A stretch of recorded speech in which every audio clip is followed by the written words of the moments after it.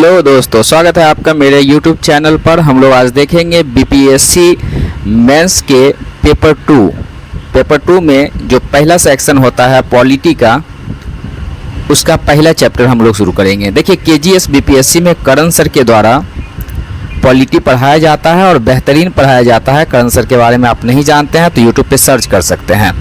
चलिए, पहला चैप्टर है और उसका नाम है प्रस्तावना प्रीएम्बल।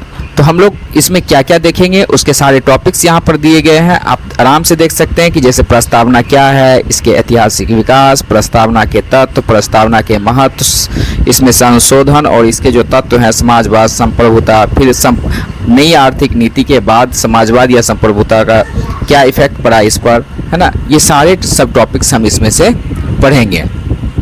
तो चलिए, हम लोग पहला इसके जो टॉपिक है जिसको हम लोग बोलते हैं कि प्रस्तावना क्या है, प्रस्तावना क्या है इसके बारे में। और ये 71वीं बीपीएससी के नोट हैं, 71वीं बीपीएससी का जो केजीएस का नोट्स है उसकी चर्चा हो रही है यहाँ पर, इसको ध्यान में रखेंगे। प्रस्तावना क्या है? प्रस्तावना संविधान का एक परिचय है। प्रस्तावना संविधान का एक परिचय है जिसमें संविधान की एक भूमिका पाई जाती है। प्रस्तावना में संविधान के आदर्शों, उद्देश्यों एवं शासन प्रणाली का उल्लेख मिलता है। प्रस्तावना में क्या मिलता है? संविधान के आदर्शों, उद्देश्यों, शासन प्रणाली का उल्लेख मिलता है। संविधान के लागू होने या स्वीकार करने की तिथि का वर्णन भी संविधान की प्रस्तावना में देखने को मिलता है। तो ये रहा संविधान के प्रस्तावना क्या है, इसका एक छोटा सा परिचय यानी भूमिका। अब प्रस्तावना का ऐतिहासिक विकास क्या रहा है इसके बारे में हम लोग देखते हैं। 13 दिसंबर 1946 को जवाहरलाल नेहरू के द्वारा पेश किया गया उद्देश्य प्रस्ताव ही भारतीय संविधान की प्रस्तावना के रूप में स्वीकार किया गया। दोस्तों, हम लोग जानते हैं कैबिनेट मिशन के तहत जो 1946 में कैबिनेट मिशन के तहत संविधान सभा का गठन हुआ। संविधान सभा का गठन हुआ और किसके लिए हुआ? तो एक संविधान निर्माण के लिए, संविधान निर्माण के लिए। और इसकी पहली बैठक जो है सो 9 दिसंबर को हुई थी, 9 दिसंबर 1946 को। और इसी तरह इसकी जो 5वीं बैठक हुई 13 दिसंबर 1946 को। एक बात याद रखेंगे कि किताबों में दिया जाता है कि तीसरी महत्वपूर्ण बैठक में, तो तीसरी महत्वपूर्ण बैठक थी क्योंकि पहली महत्वपूर्ण बैठक 9 को, दूसरा 11 को और तीसरा 13 दिसंबर को ही। लेकिन अगर बैठक का क्रम देखा जाए तो 9, 10, 11, 12, 13 इस तरह से ये 5वीं बैठक थी, है ना। तो 5वीं बैठक या तीसरी महत्वपूर्ण बैठक में जवाहरलाल नेहरू ने एक उद्देश्य प्रस्ताव पेश किया था, उद्देश्य प्रस्ताव, है ना। और वही उद्देश्य प्रस्ताव बाद में चलकर किसके रूप में स्वीकार कर लिया गया? तो संविधान के प्रस्तावना के रूप में। तो ये जो अभी हम प्रस्तावना देख रहे हैं इसमें कुछ संशोधन के बाद जो है अभी जो वर्तमान में प्रस्तावना है ये वही प्रस्तावना है, ये वही चीज़ है जो जवाहरलाल नेहरू के द्वारा 13 दिसंबर 1946 को संविधान सभा के समक्ष उद्देश्य प्रस्ताव के रूप में लाया गया था। ठीक है, संविधान की प्रस्तावना के रूप में स्वीकार किया गया। उद्देश्य प्रस्ताव संविधान की आधारशिला के तौर पर माना गया, यानी उद्देश्य प्रस्ताव ही क्या है? आधारशिला, इसके आधारशिला के रूप में है। ठीक है, N.A. पालकीवाला ने प्रस्तावना को संविधान का परिचय पत्र कहा। प्रस्तावना को संविधान का परिचय पत्र कहा। किसने? N.A. पालकीवाला ने। अब देखिए, दो चीज़ें हम लोगों ने पढ़ लिया कि प्रस्तावना क्या है और दूसरा हम लोगों ने पढ़ा इसका ऐतिहासिक विकास, ऐतिहासिक विकास यानी कि प्रस्तावना कहाँ से आया। दो सब टॉपिक्स हम लोगों ने क्लियर किया। तीसरा सब टॉपिक्स है कि प्रस्तावना के विभिन्न तत्व क्या है या प्रस्तावना के स्रोत क्या है, प्रस्तावना क्या बताती है।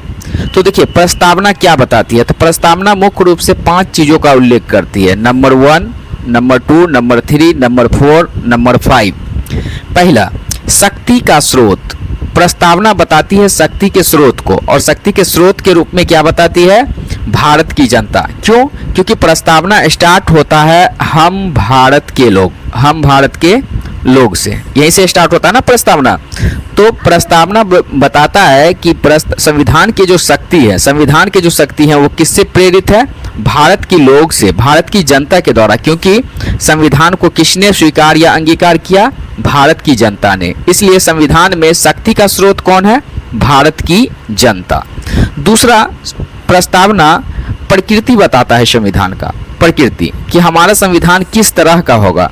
तो इसके लिए आप याद रखेंगे SSSDR, है ना, संप्रभु, समाजवादी, पंथ निरपेक्ष और लोकतांत्रिक गणराज्य। ठीक है, इसी का शॉर्ट फॉर्म इंग्लिश में दिया गया है यहाँ पे SSSDR। ठीक है, और इसके अलावा उद्देश्य, तीसरे नंबर पे प्रस्तावना संविधान के उद्देश्य को भी बताती है। इसका उद्देश्य क्या है? न्याय, स्वतंत्रता और समानता। देखिए, ये सारे टॉपिक्स को हम लोग अलग से इसकी व्याख्या की जाएगी, लेकिन उद्देश्य मुख्य रूप से बोला जाए तो न्याय स्थापित करना, स्वतंत्रता स्थापित करना और समानता स्थापित करना, ये प्रस्तावना बताता है कि संविधान का ये उद्देश्य होगा।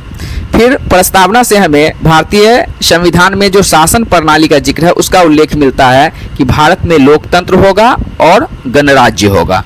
ये शासन प्रणाली होगा क्या?